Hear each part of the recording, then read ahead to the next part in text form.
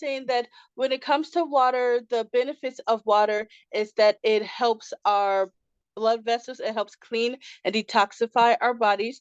And just so you are aware, for those that did just join, hopefully it still gave you that alert to accept that we are recording. So I did want to make sure everybody's aware of that. And there we go. Sorry, I was just getting back to that. Okay, so when it comes to water, I was reading the poem, so I'll make sure I share that on the Facebook group because I thought it was such a beautiful poem. But I did want everyone to know how water does benefit and help our body. It regulates our body temperature. It helps moisturize our tissues in our eyes, our nose, and our mouth. It protects the organs and tissues within our body, and it also helps carry new nutrition and oxygen to our tissues, into our blood cells, and our organs. Um, it also helps with to lessen the burden on our kidneys and our liver when it comes to waste management. It helps flush out the waste that our body naturally produces. And so I wanted to get you guys a couple of tips on what you can do to bring more water into your life and drink it more frequently.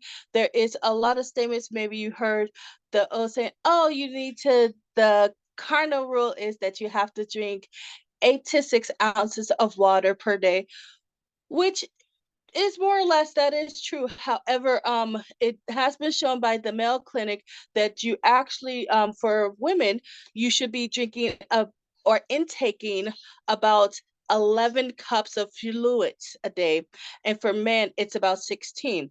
And when it comes to fluids, it doesn't have to be strictly just water. It can be heavy and dense fruits and vegetables that has water in it, such as coconuts, cucumbers, things like that. Otherwise, you can incorporate teas. I'm not a coffee drinker, but for those that are, tea, coffee, and coconut water to also give you those same nutrition, and to also give you that liquid and water that you do need daily. So it is recommended to try to get, including food that has water and density in it, about 11 for, like I said, about 11 to 12 for women, and about 14 to 16 for men. And the ways that you can also do that, which is something I personally do, is I infuse my water. I put blueberries, I put cucumbers, lime, ginger. These are all good for your body. It's good to absorb the water into your cells faster, and it helps with different inflammation things in your body. So you can infuse your water with different herbs, teas, or even fruits and vegetables. So you get the benefits of the fruits and vegetables as well as the water. So it's adding flavor to your water, keeping water close by to you. So having a bottle of water or cup close by.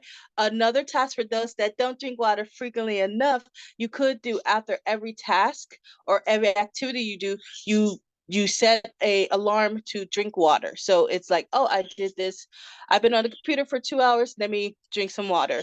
Or I've been outside for an hour. Let me drink some water from my water bottle. So there is different apps and things like that that helps you track your water intake if you need to start off that route. Otherwise, I would say even just simply set an alarm on your phone to remind you, oh, I need to drink some water, can help you, because once you create that habit after 21 days, that habit does become part of your routine. You can also choose alternatives when it comes to your water, such as sparkling water. I don't encourage you to heavily drink sparkling water, just because that can also cause some inflammation if you drink that more frequently than distilled water or non-sparkling water. But there is also mineral water as well as other flavored water options, again, for those that maybe the taste of water isn't your favorite, but hopefully as you grow to do these habits, you do develop a taste and flavor for the water. And now I would like to do a activity. I do feel that we are, if you already know, we are mostly water. We are more than 50% water. And I do feel that we ourselves relate more to water because of this. And so I would like to do a quick little exercise. So if you do have water, it is optional if you have it on hand or not. Otherwise, today, if you have the availability this weekend, just take a moment when you're drinking your water, your tea, your sparkling water, whatever you like when it comes to how you infuse the water or anything like that. I would like you to take a couple of seconds. So first, when you take your water, take a sip of it.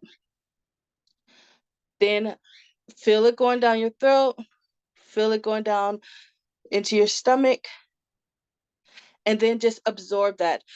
And I want you to do that for two reasons. One, when your mind focuses on what you're putting into your body, it actually absorbs it better. So when you're taking in water, for example, it helps your cells in your blood to acknowledge, oh, I'm getting water, and it absorbs that better. So that's one, it gives your body and mind the chance to actually connect what you're doing. Two, it also gives you the ability to reflect that not everyone has water easily accessible to them.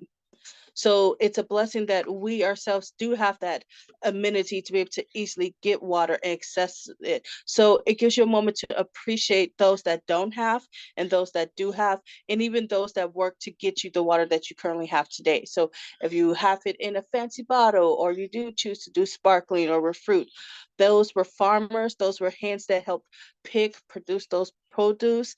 Those were hands and laborers that brought the pipes and connected the water vessels and everything that we do have today. So it helps us to be able to be more connected to our community around us. I do feel that we are all in this creation together, even though we're in different walks of it, we are connected in our interaction of what we use in our resources. So it does allow you time to be able to visualize, accept, I am part of this, this is part of me, and I am thankful for it. So I encourage you today, when you're thinking of water, you're drinking it today, to reflect on the amazing things about water, such as it's transparent. How transparent are you with yourself? It's adaptive. It's powerful. And in that power, it also could be peaceful and calming. Are you bringing peaceful things to your life? Are you bringing calming things to your community? What aspect of you are you water today? When you're walking into your day, how flexible, adaptable, powerful, peaceful, and calming are you? And so hopefully you take that, and as you're doing your recharge, your self-care, you kind of reflect more on that. So hopefully we see some posts this weekend in moments that I am water. So I'll be posting, I know personally, that I am water, because once I start realizing that and seeing that connection, I did start absorbing that more and not taking that for granted, that this beautiful, simple resource has a lot of hands that it took for me to have this here today in front of me. And I'm grateful for their sacrifices and their hard work. And I'm thanking my body for absorbing this and taking care of me and helping guide me through my day. So hopefully we see that circle of life effect. And as you take care of yourself, you take care of your body, you're able to take care of those around you and show the appreciation. So if you do have some time to be able to reflect on that, I do ask that you do. And then just share with us how you became water this weekend, or how you showcase your transparency of water this weekend. Otherwise, thank you guys for joining us. And if we have any questions, please feel free to ask. Otherwise, you can still set up some one-on-ones with me for this upcoming Wednesday.